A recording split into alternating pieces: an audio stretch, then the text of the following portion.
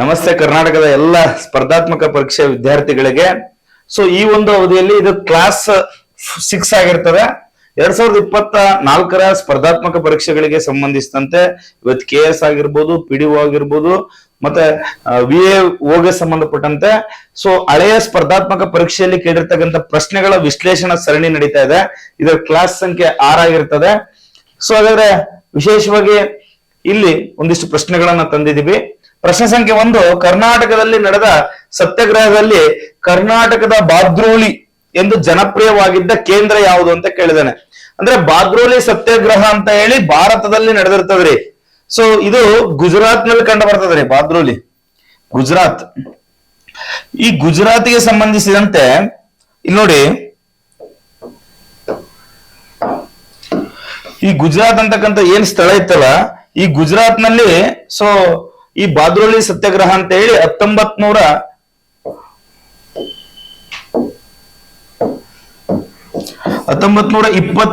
June 12ನೇ ತಾರೀಕು ರೀ. So ಇದು ಸರ್ದಾರ್ ವಲ್ಲಭಾಯ್ ಪಟೇಲ್ ರವರ ಮುಂದಾಳತ್ವದಲ್ಲಿ ಸೊ ನಡೆದಿರ್ತದೆ. ಸೊ ಈ ಸತ್ಯಾಗ್ರಹ ಕರ್ನಾಟಕದಲ್ಲಿ ಯಾವ ಸ್ಥಳವನ್ನು ಉಲ್ಲೇಖಿಸಲಾಗ್ತದೆ ಅಂತ ಕೇಳಿದ್ರೆ ಅಂಕೋಲಾ ಅಂತ ಹೇಳ್ಬೇಕ್ರಿ. ಸೊ ಆಪ್ಷನ್ ಸಿ ಅಂಕೋಲಾ ಅಂತಕ್ಕಂಥದ್ದು. ಈ ಆಪ್ಷನ್ ಸಿ ಅಂಕೋಲಾದ ಬಗ್ಗೆ ಒಂದಿಷ್ಟು ಮಾಹಿತಿಗಳನ್ನ ನೋಡ್ತಾ ಹೋಗೋಣ. ಇಲ್ಲಿ ನೋಡಿ, ಉತ್ತರ ಕನ್ನಡ ಜಿಲ್ಲೆಯ ಅಂಕೋಲಾ ಕರ್ನಾಟಕದ ಉಪ್ಪಿನ ಸತ್ಯಾಗ್ರಹದ ಕೇಂದ್ರವಾಗಿತ್ತು. ಅಲ್ಲಿ ಹಂಗೆ ಸಬರಮತಿ ಆಶ್ರಮ ಅಂತಕ್ಕಂಥದ್ದು ಏನು ಉಪ್ಪಿನ ಸತ್ಯಾಗ್ರಹಗಳು ನಡೆದವಲ್ಲ, ಹಂಗೆ ನಮ್ಮಲ್ಲಿ ಅಂಕೋಲಾ ಉಪ್ಪಿನ ಸತ್ಯಾಗ್ರಹಗಳು ಅಂತಕ್ಕಂಥದ್ದು ನಡೆದಿತ್ತು.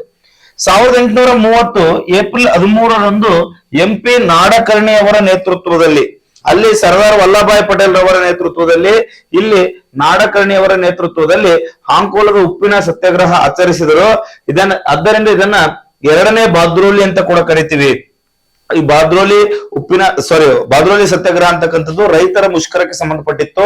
ಅದೇ ರೀತಿ ಸೊ ಇಲ್ಲಿ ಯಾವ್ದಕ್ಕೆ ಸಂಬಂಧಪಟ್ಟಿತ್ತು ಅಂತ ಕೇಳಿದ್ರೆ ವಿಶೇಷವಾಗಿ ನಾವು ಸೊ ಅಂಕೋಲಾ ಅಂತಕ್ಕಂಥ ಆನ್ಸರ್ ಅನ್ನ ಹಾಕಬೇಕು.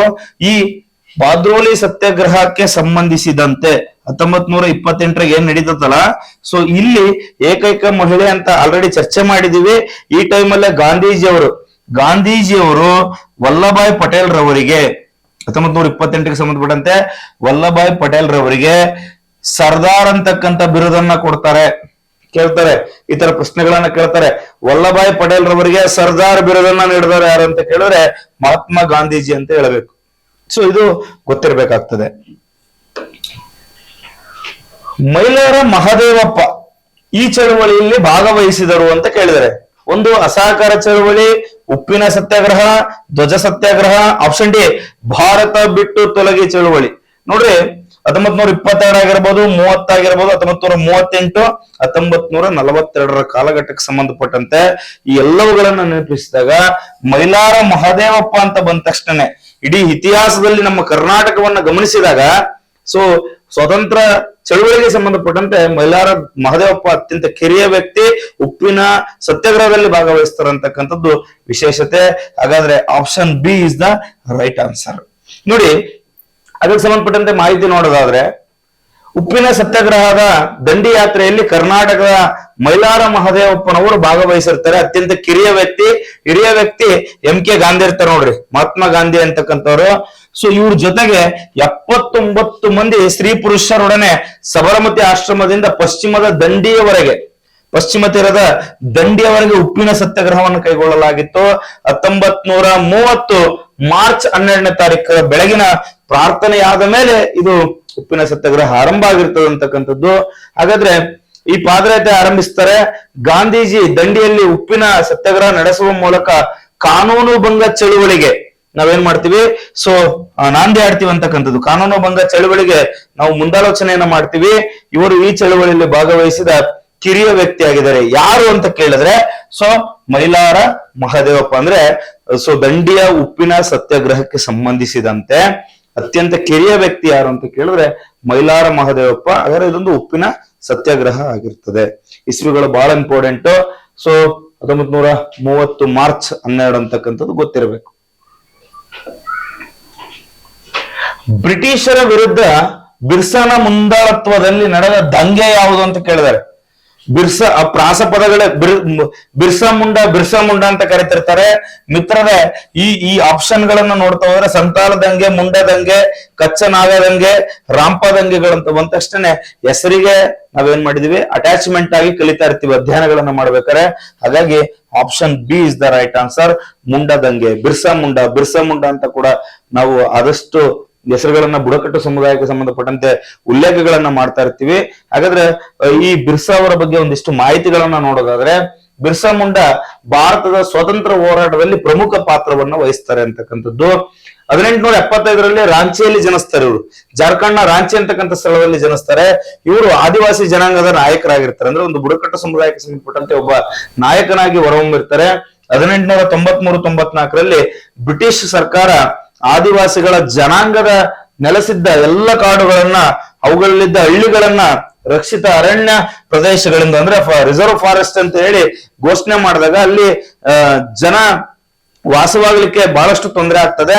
ಹಾಗಾಗಿ ಆದ್ದರಿಂದ ಬಿರ್ಸಾರವರು ಬ್ರಿಟಿಷರ ವಿರುದ್ಧ ದಂಗೆಯನ್ನ ಎದ್ರು ಅಂತಕ್ಕಂಥದ್ದು ಕಂಡು ಬರ್ತದೆ. ಯಾಕಂದ್ರೆ ರಿಸರ್ವ್ ಫಾರೆಸ್ಟ್ ನಲ್ಲಿ ಅಲ್ಲಿ ಒಂದಿಷ್ಟು ಆಕ್ಟ್ ಗಳು ಬರ್ತದೆ.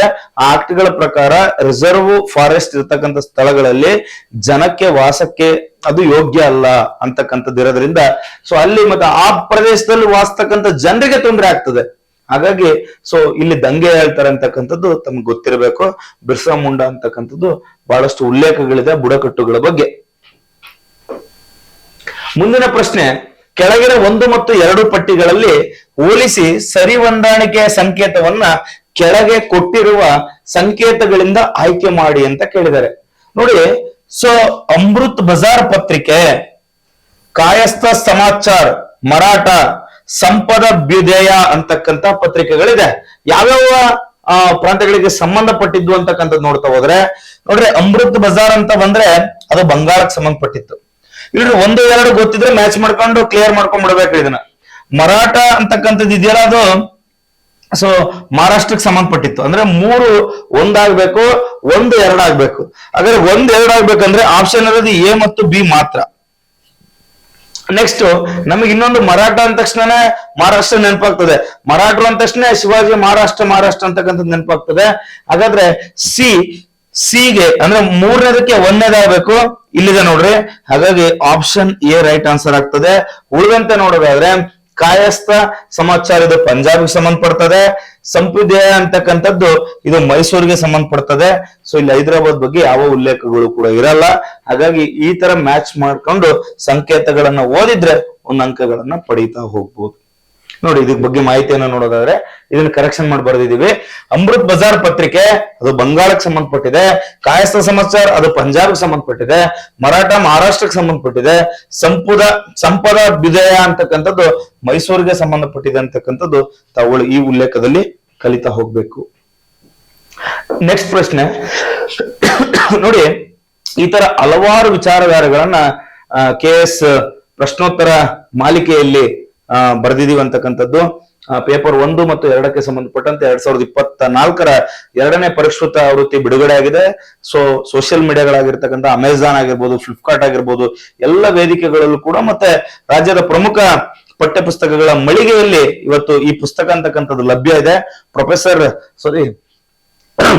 ಲೇಖಕರಾಗಿರ್ತಕ್ಕಂಥ ಶ್ರೀ ನಿಂಗಪ್ಪ AH ರವರ ಪುಸ್ತಕ ಇದಾಗಿರ್ತದೆ. ಇದಲ್ದರೆ PSIಗೂ ಕೂಡ ಪ್ರಶ್ನೋತ್ತರ ಮಾಲಿಕೆ ರೆಡಿ ಆಗಿದೆ. ಜೊತೆಗೆ UPSCಗೂ ಕೂಡ ರೆಡಿ ಮಾಡ್ತಾ ಇದ್ದಾರೆ. ನೆಕ್ಸ್ಟ್, ರಾಸ್ ಬಿಹಾರಿ ಬೋಸ್ ಅಧ್ಯಕ್ಷತೆ ವಹಿಸಿದ ಭಾರತದ ರಾಷ್ಟ್ರೀಯ ಕಾಂಗ್ರೆಸ್ ಅಧಿವೇಶನ ನಡೆದ ಸ್ಥಳ ಯಾವುದು ಅಂತ ಪ್ರಶ್ನೆ ಕೇಳ್ತಾ ಇದ್ದಾರೆ. Option A Calcutta, option B Bombay, option C Allahabad, option D Surat.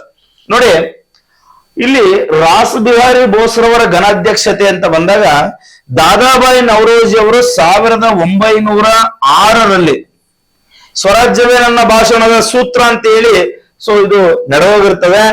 ಇದು ಕಲ್ಕತ್ತಾದಲ್ಲಿ ನಡೆದಿರ್ತದೆ. 1906ರಲ್ಲಿ ಕಲ್ಕತ್ತಾದಲ್ಲಿ ನಡೆದಿರ್ತದೆ. ಇದಾದ ಬಳಿಕ ಅದು ಈ ಗೋಪಾಲಕೃಷ್ಣ ಗೋಖಲೆ ಅಂತಕ್ಕಂಥವ್ರು ಕಂಡು ಬರ್ತಾರೆ. ಗೋಪಾಲಕೃಷ್ಣ ಗೋಖಲೆ ಅವರು 1907ರ ಏನು ರಾಷ್ಟ್ರೀಯ ಕಾಂಗ್ರೆಸ್ ಅಧಿವೇಶನ ನಡಿಬೇಕಲ್ಲ, ಈ ರಾಷ್ಟ್ರೀಯ ಕಾಂಗ್ರೆಸ್ ಅಧಿವೇಶನ ಆಕ್ಚುಲಿ ಹೇಳ್ಬೇಕಂದ್ರೆ ಇದು ನಾಗ್ಪುರ್ನಲ್ಲಿ ನಡಿಬೇಕಿತ್ರಿ. ಈ ನಾಗ್ಪುರ್ನಲ್ಲಿ ನಡಿಬೇಕಿತ್ತು. ಇಲ್ಲಿ ಬಾಲಗಂಗಾಧರ್ ತಿಲಕ್ ರವರು ಗೆಲ್ತಾರೆ ಅಂತಕ್ಕಂಥ ಉದ್ದೇಶದಿಂದ ಈ ಗೋಪಾಲಕೃಷ್ಣ ಗೋಖಲೆ ಅಂತಕ್ಕಂಥವ್ರು ಇದಾರಲ್ಲ, ಈ ಗೋಪಾಲಕೃಷ್ಣ ಗೋಖಲೆ ಈ 1907ರಲ್ಲಿ ನಾಗ್ಪುರ್ನಲ್ಲಿ ನಡಿಬೇಕಾಗಿರ್ತಕ್ಕಂಥ ಭಾರತದ ರಾಷ್ಟ್ರೀಯ ಕಾಂಗ್ರೆಸ್ ಅಧಿವೇಶನವನ್ನ ಇವರು ಸೂರತ್ತಿಗೆ ವರ್ಗಾಯಿಸ್ತಾರೆ. ಸೂರತ್ತಿಗೆ ವರ್ಗಾಯಿಸೋದ್ರ ಮುಖಾಂತರ ಇಲ್ಲಿ ವಿಶೇಷವಾಗಿ 1907ರ ರಾಷ್ಟ್ರೀಯ ಕಾಂಗ್ರೆಸ್ ಅಧಿವೇಶನ ಸೂರತ್ನಲ್ಲಿ ನಡೀತದೆ. ಆ ಸೂರತ್ತಿನ ಘನ ಅಧ್ಯಕ್ಷತೆಯನ್ನ ರಾಸ್ ಬಿಹಾರಿ ಬೋಸ್ ರವರು ವಹಿಸ್ಕೊಳ್ತಾರೆ ಅಂತಕ್ಕಂಥದ್ದು ಇಲ್ಲಿ ಕಂಡು ಬರ್ತಾ ಇದೆ. ನೋಡಿ, ಈ ಸೂರತ್ ಅಂತ ಪದ ಬಂದ ತಕ್ಷಣನೇ ಸೂರತ್ ಕಾಂಗ್ರೆಸ್ ಅಧಿವೇಶನ ಇಡೀ ಎಲ್ಲ ಕಾಂಗ್ರೆಸ್ ಅಧಿವೇಶನಗಳಲ್ಲಿ ನಿಬ್ಬೆರಗ ಸಾಗಿಸುವ ವಿಚಾರಧಾರೆಗಳನ್ನ ಹೊಂದಿತ್ತು. ಯಾಕಂದ್ರೆ ನಿಮಗೆ ಸೂರತ್ ಅಂದ ತಕ್ಷಣ ಸೂರತ್ ಒಡಕು ಅಂತಕ್ಕಂಥದ್ದು ಅಂದ್ರೆ ಸೂರತ್ ಸ್ಪ್ಲಿಟ್ ಅಂತ ಕರಿತೀವಿ. In the year of 1907 Surat split ಅಂತಕ್ಕಂಥದ್ದು ಮಿತ್ರರೇ, ಇದು 23ನೇ ರಾಷ್ಟ್ರೀಯ ಕಾಂಗ್ರೆಸ್ ಅಧಿವೇಶನ ಆಗಿತ್ತು. ಯಾಕಂದ್ರೆ ಇಲ್ಲಿ ಪ್ರಮುಖವಾಗಿ 2, 9 ಮತ್ತು 22 2, 9, 22 ದಾದಾಬಾಯಿ ನವರೋಜಿ ಅವರು ಕಲ್ಕತ್ತಾದಲ್ಲಿ ಇದರ ಘನಾಧ್ಯಕ್ಷತೆಯನ್ನು ವಹಿಸಿರ್ತಾರೆ. ಇದಾದ ಬಳಿಕ 23ನೇದು ಅಂದ್ರೆ ನಂಬರ್ ಸೀರೀಸ್ ವೈಸ್ ಇದು 23ನೇದು, ಒಟ್ಟಾರೆ 1907 ಇದು ಎಲ್ಲಿ ನಡೀತಂದ್ರೆ ಸೂರತ್ ನಲ್ಲಿ ನಡೆದಿರ್ತದ್ರಿ. ಈ ಸೂರತ್ ಭಾರತೀಯ ರಾಷ್ಟ್ರೀಯ ಕಾಂಗ್ರೆಸ್ ಅಧಿವೇಶನ ಅಧ್ಯಕ್ಷರ ಸ್ಥಾನವನ್ನ ರಾಸ್ ಬಿಹಾರ್ ಬೋಸ್ ಅವರು ವಹಿಸ್ಕೊಂಡಿರ್ತಾರೆ. ಈ ಸಮಯದಲ್ಲಿ ಕಾಂಗ್ರೆಸ್ ಮಂದಗತಿ ಪಕ್ಷ ಮತ್ತು ಇವೆರಡು ಬಹಳ ಇಂಪಾರ್ಟೆಂಟ್ ನೋಡ್ರಿ, ಮಂದಗತಿ ಪಕ್ಷ ಮತ್ತು ತೀವ್ರಗಾಮಿ ಪಕ್ಷ ಇವೆರಡು ಇಲ್ಲಿ ಇಬ್ಬಾಗವಾಗ್ತದೆ. ಹಾಗಾಗಿ ಇದನ್ನ ಸೂರತ್ ಒಡಕು ಅಂತ ಕರೀತಾರೆ. ಸೂರತ್ ಒಡಕು, ಸೂರತ್ ಸ್ಪ್ಲಿಟ್.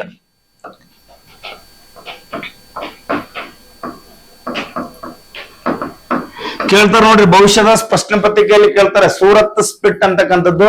ನೆನಪಿಡ್ರಿ, ಇದು 1907ರ ಕಾಂಗ್ರೆಸ್ ಅಧಿವೇಶನದ ತರುವಾಯ ಆಗಿರ್ತಕ್ಕಂಥ ವಿಚಾರಧಾರೆಗಳು. ಇದು ಸ್ವಲ್ಪ ನೆನಪಿಡ್ಬೇಕಾಗ್ತದೆ. ಇಲ್ಲಿ ಭವಿಷ್ಯ ಮತ್ತೆ ಕೇಳ್ಬೋದು, ಸೂರತ್ ಒಡಕಿಗೆ ಸಂಬಂಧಿಸಿದಂತೆ ಯಾವ ಪಕ್ಷಗಳು ಇಬ್ಬಾಗವಾಯಿತು ಅಂತ ಕೇಳಿದ್ರೆ ಮಂದಗಾಮಿ ಮತ್ತು ತೀವ್ರಗಾಮಿ ಪಕ್ಷಗಳು ಏನಾಯ್ತು, ಇಬ್ಬಾಗವಾಯಿತು ಅಂತಕ್ಕಂಥದ್ದು. ಹಾಗಾಗಿ ಇದನ್ನ ಸೂರತ್ ಒಡಕು ಅಂತಾನೆ ಇದು ಏನಾಯ್ತು, ಫೇಮಸ್ ಆಯ್ತು. ನೆಕ್ಸ್ಟ್, ಸ್ವರಾಜ್ಯ ಪಕ್ಷವನ್ನ ಸ್ಥಾಪಿಸಿದವರು ಯಾರು ಅಂತ ಕೇಳಿದ್ದಾರೆ. ನೋಡ್ರಿ, option A Balgangadhar Tilak, option B Chittaranjan Das, option C Subhash Chandra Bose, option D Jayaprakash Narayan ಅಂತ ಇದೆ.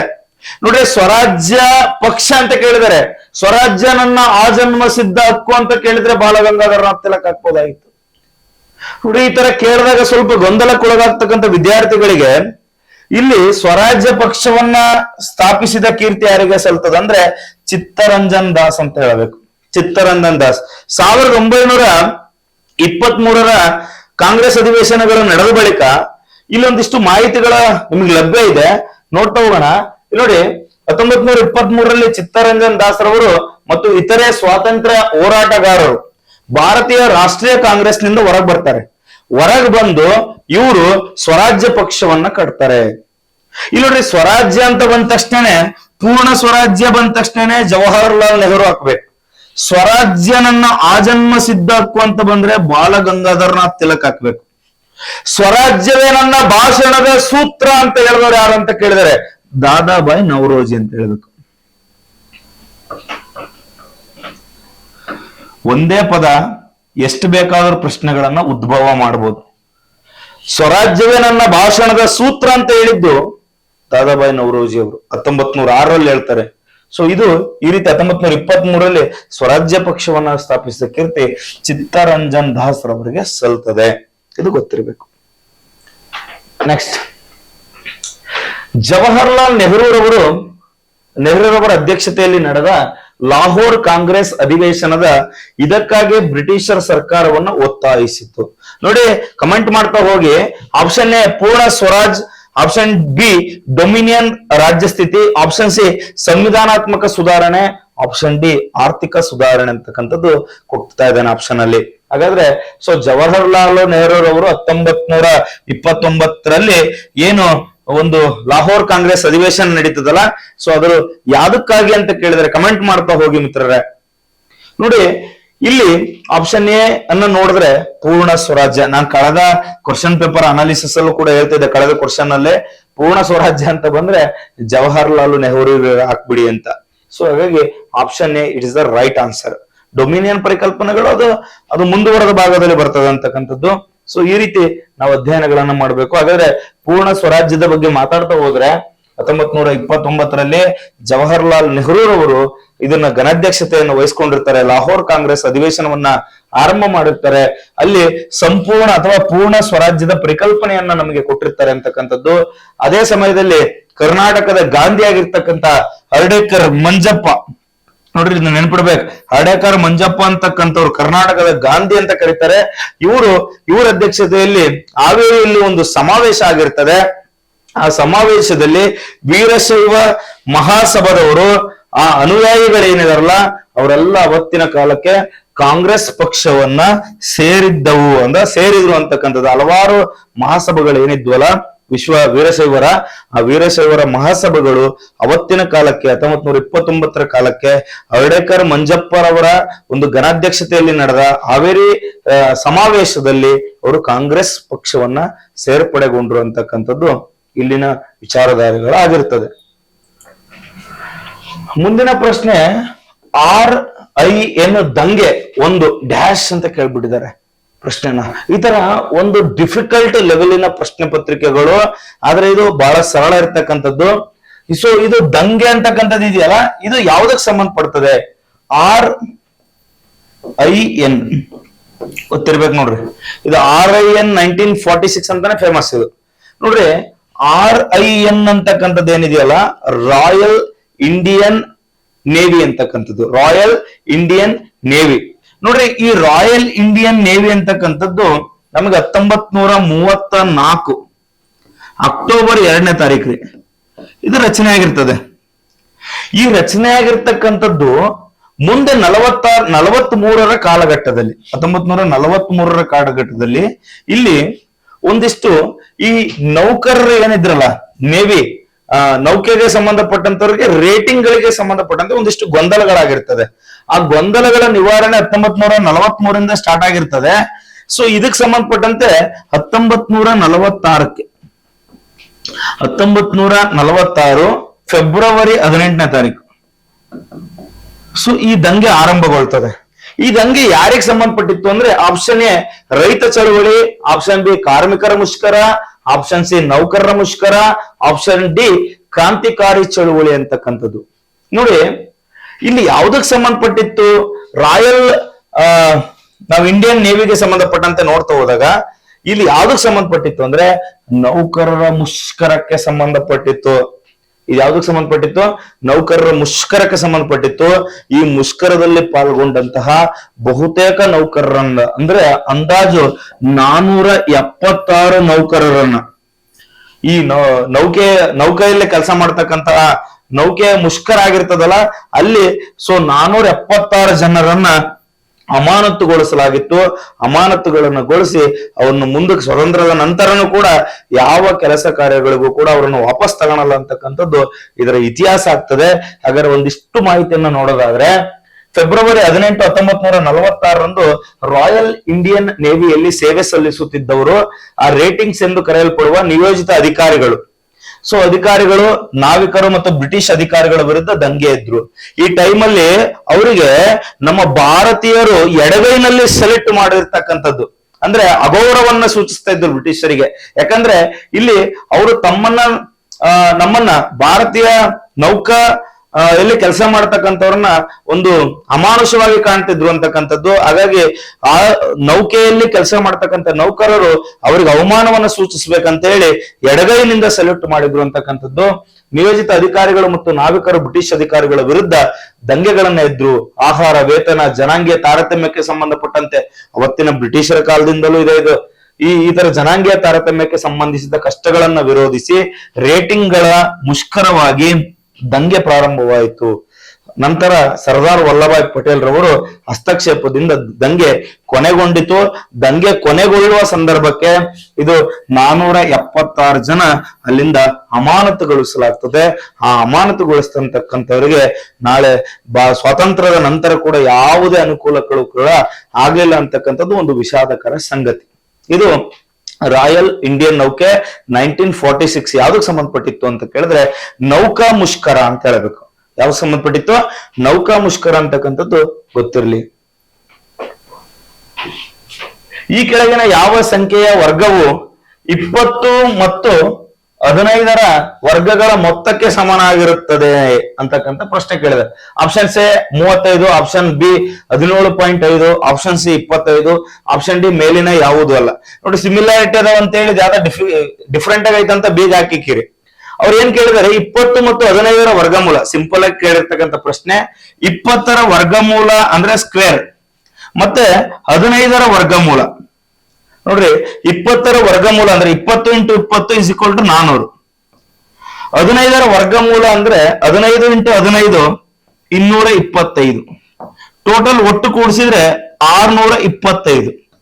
ಅಂದ್ರೆ ಈ 625ರ ವರ್ಗಗಳ ಮೊತ್ತಕ್ಕೆ ಸಮನಾಗಿರ್ತದೆ. ಆನ್ಸರ್ 625 ಬಂತು, ಆದ್ರೆ ಅದರ ವರ್ಗಗಳ ಮೊತ್ತಕ್ಕೆ ಸಮನಾಗಿರ್ತದೆ ಅಂತ ಕೇಳಿದಾಗ √625 = 25 × 25 = 625. ಅಂದ್ರೆ ಸೊ ಇಲ್ಲಿ 5 125, 25 25 625. ಈ ತರ ನಾವು 25ರ ವರ್ಗ ಏನಿದೆಯಲ್ಲ, 25ರ ವರ್ಗವನ್ನ ನೋಡಿದಾಗ 625 ಬರ್ತದೆ. ಹಾಗಾಗಿ option C is the right answer. ಬಹುತೇಕ ಮೆಂಟಲ್ ಎಬಿಲಿಟಿ ನಾವು ಮುಟ್ಟಲ್ಲ, ಆದ್ರೂ ಪ್ರಶ್ನೆ ಬಂದಿರೋದ್ರಿಂದ ಮಾತಾಡಬೇಕಾಗಿದೆ. ಸಿಂಪಲ್ ಕೇಳ್ತಾನೆ. ಇದ್ರ ಜೊತೆಗೆ KS ಯಾರೆಲ್ಲ ತಯಾರಿ ಮಾಡ್ತಾ ಇದ್ದೀರಲ್ಲ, ಸಾಕಷ್ಟು ಉನ್ನತ ಮಟ್ಟದ ಪ್ರಶ್ನೆಗಳು ಬೀಳೋದ್ರಿಂದ ಅವುಗಳ ಕಡೆ ಗಮನವನ್ನ ಕೊಡ್ರಿ ಅಂತಕ್ಕಂಥದ್ದು. ಶುಂಠಿಯು ಭೂಮಿಯೊಳಗೆ ಬೆಳೆಯುವ ಕಾಂಡ. ಹೌದು, ಶುಂಠಿ ಭೂಮಿಯ ಒಳಗೆ ಬೆಳೆಯುವ ಕಾಂಡ. ಇದು ಕಾಂಡಗಳ ಯಾವ ವರ್ಗಕ್ಕೆ ಸೇರುತ್ತದೆ? ಕಾಂಡಗಳ ಯಾವ ವರ್ಗಕ್ಕೆ ಸೇರುತ್ತದೆ ಅಂತ ಕೇಳಿದರೆ ಆಪ್ಷನ್ ಎ ಅಡ್ಡಕಾಂಡ, ಆಪ್ಷನ್ ಬಿ ಗಡ್ಡೆ, ಆಪ್ಷನ್ ಡಿ ಅಖಂಡ, ಆಪ್ಷನ್ ಡಿ ಶಲ್ಕಖಂಡ ಅಂತಕ್ಕಂಥದ್ದು. ನೋಡ್ರಿ, ಈ ತರ ಆಪ್ಷನ್ ಅನ್ನ ಇಟ್ಟಿದ್ದಾರೆ. ಅದ್ರ ಜೊತೆಗೆ ನಮಗೆ ಇದ್ರ ರೈಟ್ ಆನ್ಸರ್ ಅನ್ನ ಚೂಸ್ ಮಾಡ್ಬೇಕಾಗಿದೆ ಈಗ.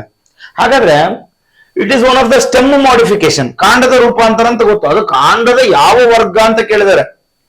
ಸೊ ಇದು ಅಡ್ಡಕಾಂಡ ಅಥವಾ ರೈಸೋಮ್ ಅಂತಕ್ಕಂಥದ್ದು.